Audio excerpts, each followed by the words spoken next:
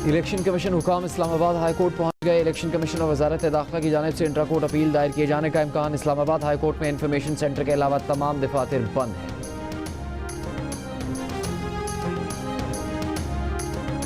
इमरान खान को 2017 में एनआरओ मिला। साबिक करीबी साथी ओन चौधरी का इंकशाफ। प्रोग्राम आज शाहजेब खानजादा के साथ में कहा अल्फन कहते हैं इमरान खान नाअहली केस में इमरान खान के डॉक्यूमेंट पूरे नहीं थे। ओन चौधरी का तफसीली इंटरव्यू हेडलाइंस के बाद।